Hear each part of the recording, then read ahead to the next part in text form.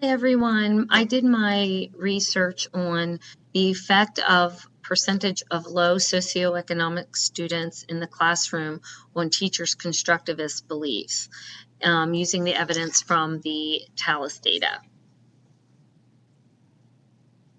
My problem statement is that SES impacts how students learn.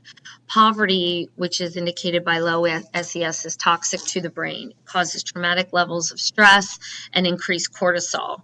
And students in that situation cannot focus on learning when their basic needs aren't being met. In the United States alone, nearly 1 in 5 students lives in poverty, and the majority are African American or Hispanic. So socioeconomic status impacts how students learn. In a traditional classroom, students are passive and the learning is not designed to meet the needs of students living in poverty. Constructivism is the active construction of knowledge where students use their past experiences and new applications to integrate new knowledge and understanding. This type of teaching and learning may benefit students with low socioeconomic status and students overall.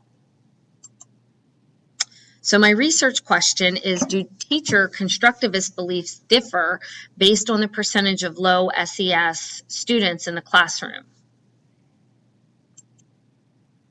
Theoretical foundation. Traditional education refers to the teacher viewed as the vessel of knowledge and is responsible for transferring that knowledge via discourse to the students. And the students are viewed as the receptacle of the knowledge that the teachers have already learned. Progressive education occurred after traditional education and was brought about by John Dewey, who gave birth to this movement, which describes each student as an individual with an exclusive set of existing ideas about the way the world works. It is the teacher's task to facilitate new learning into their existing knowledge, not just transfer their own learning to them. Constructivism is a pedagogical approach rooted in progressive education. Types of constructivism. Powell and Kalina describe 2 types of constructivism, cognitive and social. Cognitive constructivism theory is where thinking precedes language. In social constructivism theory, it states that language precedes thinking. Powell and Kalina argue that both types are important and should be utilized in an effective classroom. Inquiry-based learning. Inquiry-based learning is an approach that is effective in facilitating learning both in cognitive and social constructivism. Inquiry is a student-centered approach that is really important in present day because it requires aptitude in the 4 C's of 21st century learning, which is creativity, collaboration, communication, and critical thinking. My methodology.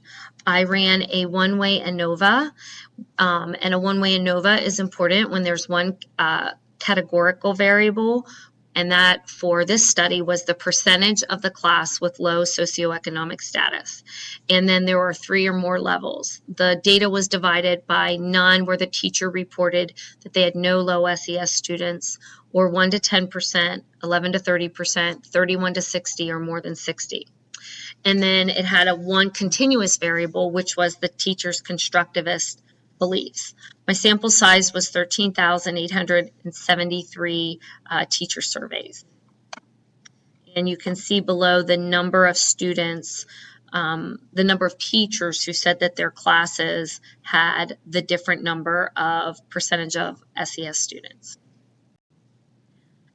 The results indicated that there is a significant effect of the percentage of SES status, how the percentage of students in the classroom and the teacher's constructivist beliefs. The Levine was questionable, so I had to run a Welch's. An adjusted F test was used, and that indicated that yes, that there was a significant impact of the percentage of SES students on teacher constructivist beliefs and not some other variable. Post hoc comparisons using the Tukey indicated almost all groups were different in SES and teacher constructivist beliefs. These results suggest that classroom compositions below 30% low SES have the least influence on teacher constructivist beliefs. Teacher constructivist beliefs increase when the percentage of low SES reaches above 30%. I did not expect this result. So my discussion is that I expected to find that teacher constructivist beliefs would decrease with a higher percentage of low SES students. However, just the opposite occurs. When student population is less than 30% low SES, teachers have decreased constructivist beliefs. Putting theory into practice, that may mean that the teacher spends more time lecturing and being the dispenser of knowledge to students with middle or high SES, while the students, in those groups will serve merely as vessels receiving the knowledge that the teacher has already learned in those demographics. The importance of these findings is that student SES population impacts teacher constructivist beliefs. Therefore, based on the international sample, there are worldwide implications for student-teacher teaching and learning. Just recently, the PISA, the 2015 PISA results were just released the beginning of this month. And Schleicher, 2016, states that education used to be about teaching people facts and theorems. Now it's about helping students develop a reliable compass and the navigation skills to find their own way through an increasingly uncertain, volatile, and ambiguous world. The high-performing countries encourage their teachers to make innovations in pedagogy, to improve their own performance and that of their colleagues, and to pursue professional development that leads to stronger education and practice. I think that this research is very applicable to professional development because, teacher training impacts what goes on in the classroom. So the goal of the past was standardization as a result of the Industrial Revolution and compliance, but today's top performing countries value inventiveness.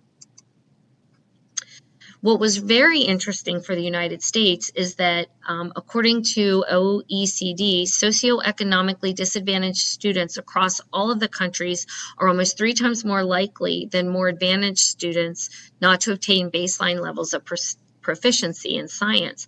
However, that didn't happen in the United States. About 29% of disadvantaged students are considered to be resilient. In the area of resiliency, the United States is leading the world.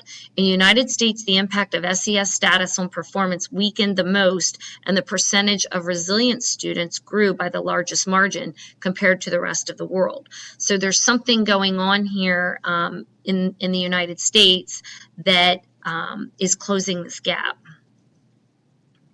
So the results of my research opens up avenues for further study. The TALIS data set could be used to study only teachers in the United States to measure their constructivist beliefs and compare that to the PISA data. Are constructivist beliefs responsible for closing the gap in SES performance in the United States, or is it some other variable? Are the United States teacher constructivist beliefs significant in increasing student resiliency? I don't know, but those are 2 things that I would be interested in looking at now.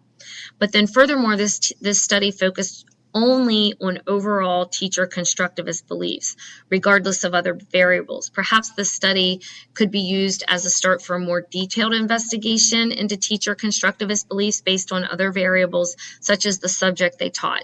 Do you get the same results if the teacher is just a math teacher or a science teacher or an art teacher? What specific subjects are these constructivist beliefs being utilized the most?